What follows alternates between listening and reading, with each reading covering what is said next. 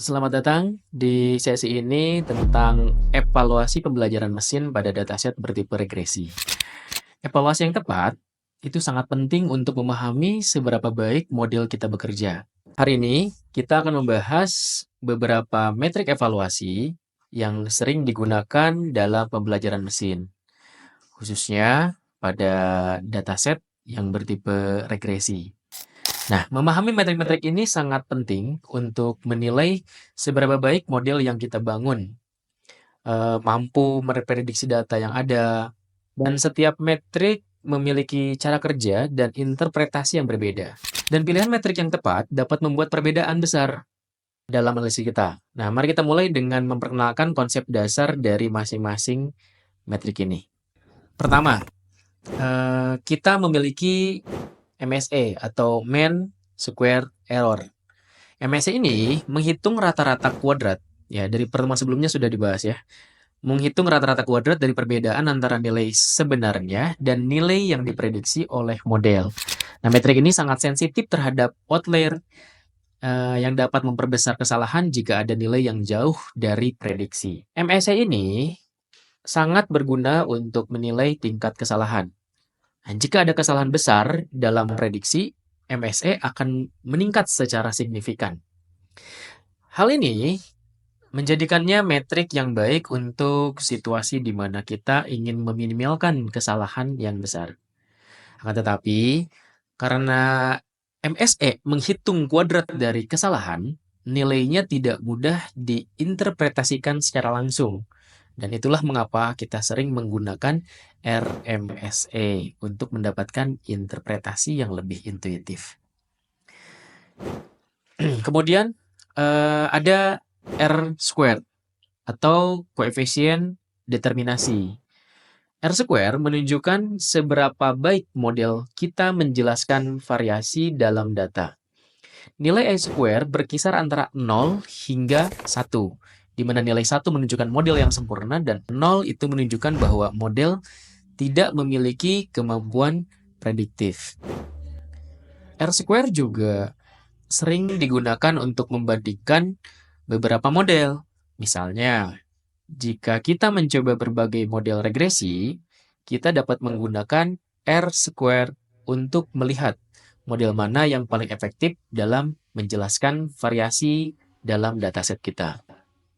Namun, penting untuk diingat bahwa R square tidak selalu menunjukkan kualitas model yang sebenarnya. Terutama nih jika ada fitur yang tidak relevan atau data yang tidak memenuhi asumsi linearitas.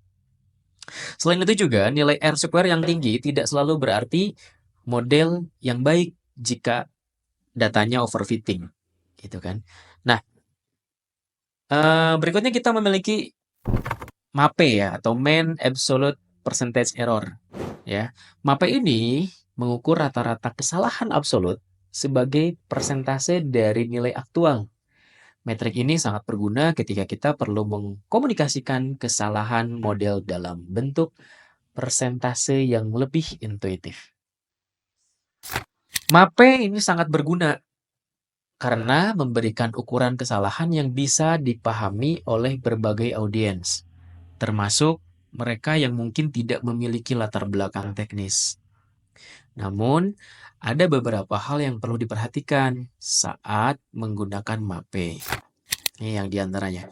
Yang pertama, MAPE bisa menjadi sangat tinggi atau bahkan tidak terdefinisi jika nilai aktual mendekati 0. Nah, karena pembagian dengan nilai yang sangat kecil akan menghasilkan angka yang besar. Nah, oleh karena itu, MAPE lebih cocok digunakan pada dataset yang tidak mengandung nilai 0 atau mendekati 0. Meskipun begitu, dalam banyak kasus, MAPE tetap menjadi pilihan yang populer karena kesederhanaan dan interpretasinya yang jelas. Nah, setelah menerapkan model regresi, kita mendapatkan beberapa metrik evaluasi yang membantu kita memahami seberapa baik sih model ini bekerja. Gitu. Kita coba lihat ya satu persatu. Pertama, MSE ya, Mean Square Error. Yang kita dapatkan di situ adalah nilai satu, ya di situ ya, 1,1572,343,803. Angka ini mungkin tampak lebih besar, tapi yang penting untuk diingat adalah bahwa MSE menghitung rata-rata dari kuadrat kesalahan, sehingga nilainya seringkali besar sekali. Jika skala data kita juga besar, nilainya juga besar. Nah, nilai ini tuh menunjukkan artinya apa? Bahwa secara rata-rata kuadrat kesalahan prediksi model kita adalah sekitar 1,57 miliar gitu. Lalu kita melihat RMSE, ya root mean square error, yang nilainya di situ sekitar 36.652. RMSE lebih mudah diinterpretasikan karena berada dalam skala yang sama dengan target prediksi kita. Dalam hal ini, rata-rata kesalahan prediksi model kita sekitar 39.652, yang bisa dianggap sebagai kesalahan rata-rata dalam unit yang sama dengan variabel target kita.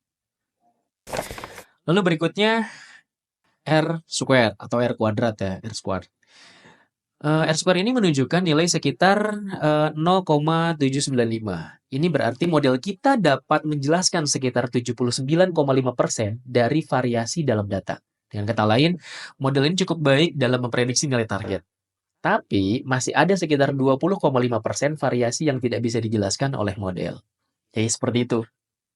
Ya artinya. Nah, terakhir MAPE, Mean Absolute Percentage Error ya.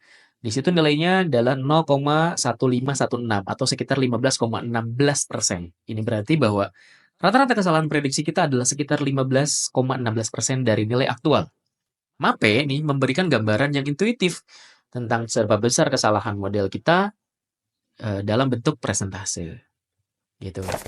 Nah, jadi secara keseluruhan, hasil ini menunjukkan bahwa model kita bekerja cukup baik.